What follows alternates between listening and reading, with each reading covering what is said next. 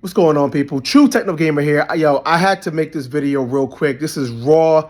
I don't even know if I'm gonna edit it at all. I'm doing handheld here because, yeah, but I have to do this. So I had some time. I'm off today from work. I'm in my basement in my home theater room, right? And you guys have seen the videos. Now I talked about my subwoofers. You guys may know I have two SVS SP16 Ultras, right? Now I've been in this house with these subwoofers now for about 4 years, okay? And I've done testing over the years of positioning. I had the video that got a lot of traction and people found it helpful with the subwoofer cable and all that good stuff, which definitely seemed to help. But I could not help but notice that, from my main listening area here, and I'll show my room again and everything. I'll highlight something. But from my main listening area, the bass response just it doesn't quite curl over right. Right now, the SB16s are pretty beastly subwoofers, right? They're rated extreme bassaholics, right, by Audioholics website, if you guys are familiar with that. They're sealed, and again, they're not the absolute last word in bass. They obviously are bigger, badder subwoofers, especially in the higher price ranges from JL, from Per Listen now, from Paradigm with the sub ones and whatever, right? And there's some others. But for the price, they're about as good as you can get, man. And they're really powerful, 16-inch subwoofers, blah, blah, blah. We get it. I always, believe that, when I talked about those subwoofers being in-game, it means that the level of performance and power that the subwoofers have is not the limiting step anymore, right? If there's something wrong with the bass response, it's probably the room or something else with my system, the other components or whatever. But the subwoofers can deliver. That's been my thought, right? Now, I'm doing some testing here, and I was like, you know what? I gotta figure out what's going on, and I really need to play with the position. Now, a lot has changed in my system since I really took time to do this. I got the Anthem AVM90 now with Arc Genesis, room correction. I got the extra additional subwoofer cable, as I mentioned, for that second sub, which seemed to balance things out. I got other stuff in my room, so the actual room acoustics might have changed a little bit. But let me move this stuff around, right? Now, I did confirm pretty clearly by just doing a simple walk around the room multiple times, really, really listening, that where my subs were positioned before was absolutely the worst position for them in this space. My seating area, literally all four of these seats, this whole row of seats here, is basically one giant null in this space. I mean, like, no. Now, I didn't realize how bad it was until now. And guys, it's pretty damn horrible. Right now, let me flip it here for a second and show you guys, remind you guys what the room looks like, and I'm gonna just go over what I just realized.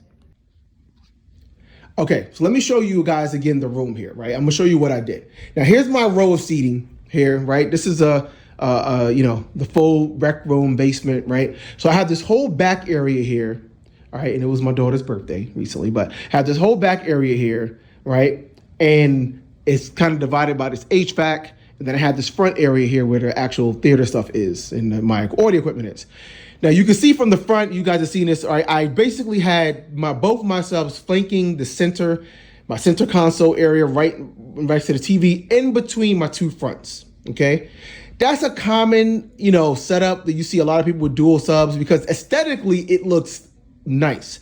It looks badass. Don't get me wrong. Like, I love the look of it. And that's why you're like, well, it's two subs to help balance things out or whatever, right?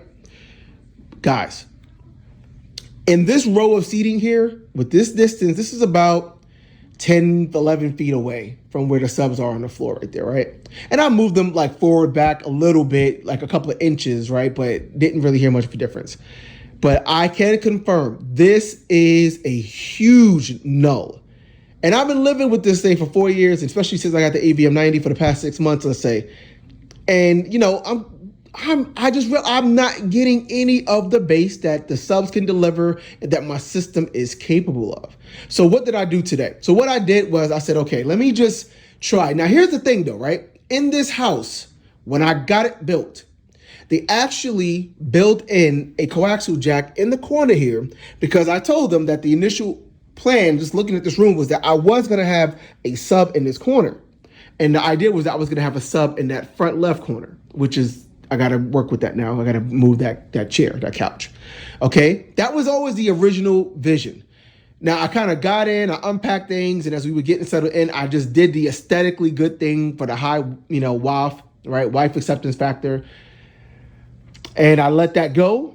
And I was like, it'll be good enough. I always had aspirations of, adding new equipment and in particular adding new speakers. And I was like, well, once I add new speakers, whatever speakers I was likely to get was probably going to be larger than these. And you see, I have like really no room to to really maneuver a whole lot, right? From the width of these, from that opening there, and then from this opening here, you don't see, I moved the speaker out right now, but typically this setup is like right along this wall. So it really is no extra room to like comfortably and aesthetically make it look good. So in order for me to accommodate any new speakers, I would have to move the subwoofers so I can move the speakers closer in. That was always the idea. Now, it turns out I still have yet to get new speakers. That's a whole nother story. But I just let it slide. And I just been noticing more and more. I'm like, so I went to Overture Electronics again. Okay, a different location this time. And long story short, I'm in there and they had a room with Paradigm Persona 5F speakers and a 5F and a Persona Center. And they had a JL Audio Fathom 113. Now, the JL Audio Fathom 113 is a great sub. It's super expensive. I think it's like $5-6 grand. I think it went up. It's probably like closer to $6 grand now for one. It's a 13-inch woofer though, right? Now, JL, they over-engineered their stuff like crazy. So I know I've heard them before. Like I know their stuff is great. It's just like I can get, literally almost 4 or 3 of these SB16s for that same price of one. But great sub. Now he had this. Now the sub is like way smaller than this too, by the way. Okay, and he had it where I was sitting. It was like right here. Okay, in the room. The room was smaller than this. It wasn't open. It didn't have all these crazy, openings. But he had it there. One sub. Now he played a brief demo of Jurassic World Dominion, and I'm sitting in a chair, guys, like right here, and he played the demo. And when I tell you that the entire couch was shaking as if I thought there were like actual shakers in them, right? It was ridiculous. And I was really listening, trying to listen more to like the center and the fronts, honestly. And I'm just like, whoa, like what is that?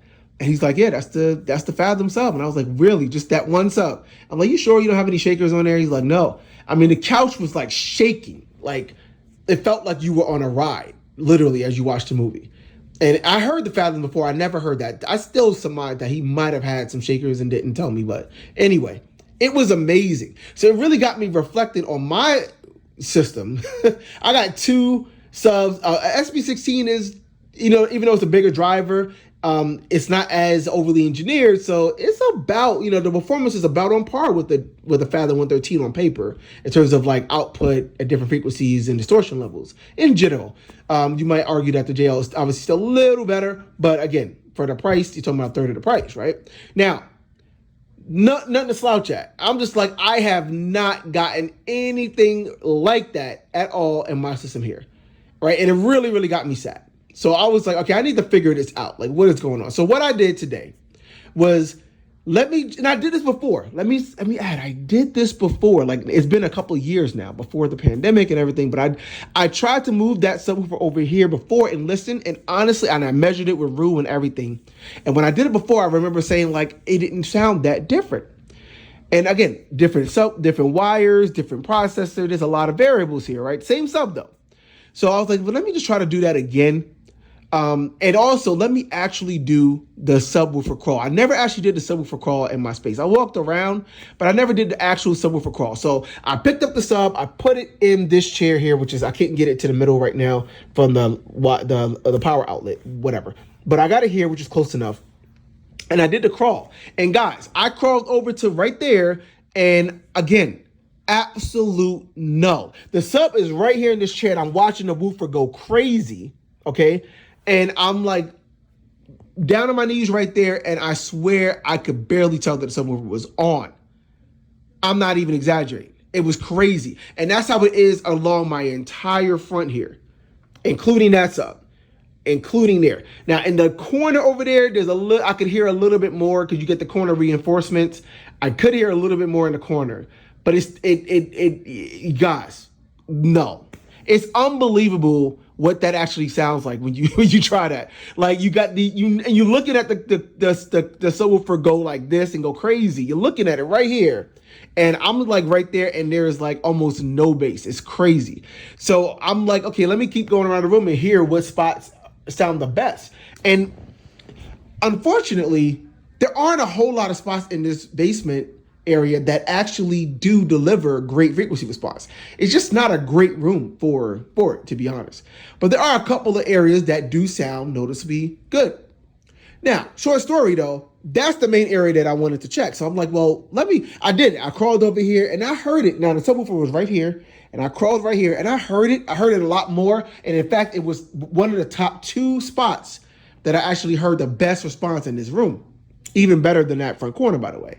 So I'm like, okay, so I put the sub back down, and before I put it back, because I can't do it now, because I need to get an RCA adapter so I can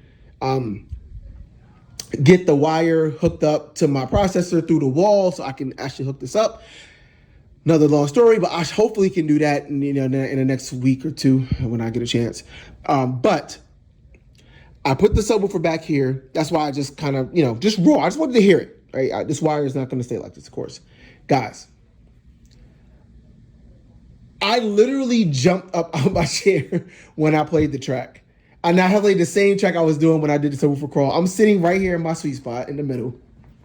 And the music came on and I jumped up because it literally almost like pushed me out the seat.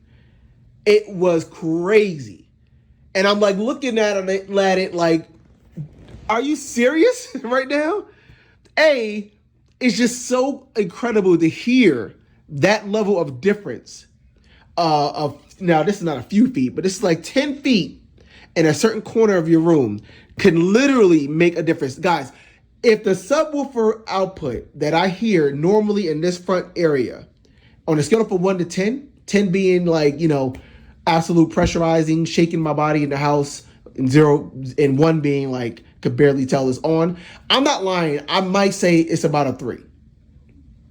At best case, it's a 3. I could tell the subwoofer is on in most cases. Some cases, even when I turn the subwoofer off, I can't tell. But I might say a 3, maybe 4 on a good day, even with Arc Genesis and everything going on, right?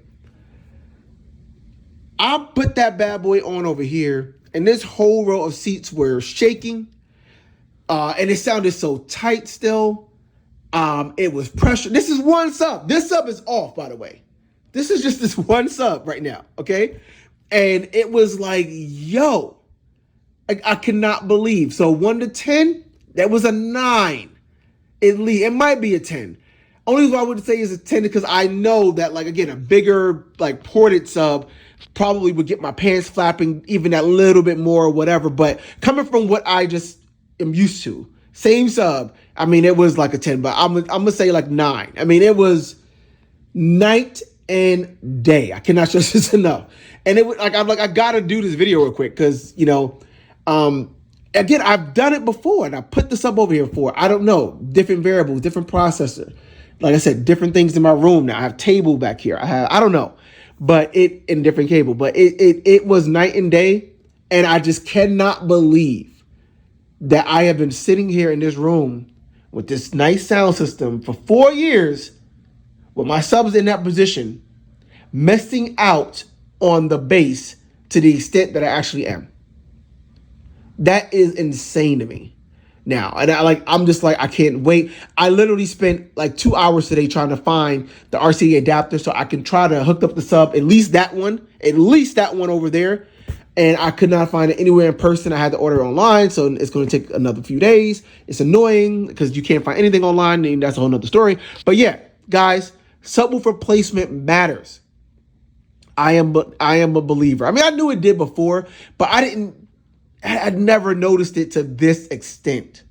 It's the same subwoofer, but it literally goes from thinking that the SP16s are just little weaklings to like they are monsters. It literally was that level of a difference. And again, this room is weird. I don't have a corner over here, so a lot of people just do the front two corners thing. I can't do that here anyway. So figuring out where it needed to go, but this is like somewhat of a corner. You know, it has like a little V shape with the wall.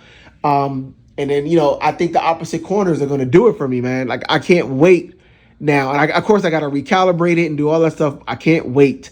But dude, subwoofer placement matters. That's the lesson of today, guys. So if hopefully you like this video, found it useful. If you are not enjoying your subs, definitely play with the placement, do the subwoofer crawl in your space, find out what areas get a little bit better response, and just try to put it there. It really, really could make or break your system and make or break your subs, for real. I learned it the hard way. Hopefully, the next time I do a video about my bass, I will have the subs over there, or at least over there, if not over there as well, and I can really sing the praises and what that really brings, hopefully. But until then, guys, appreciate it. True Techno Gamer, signing off.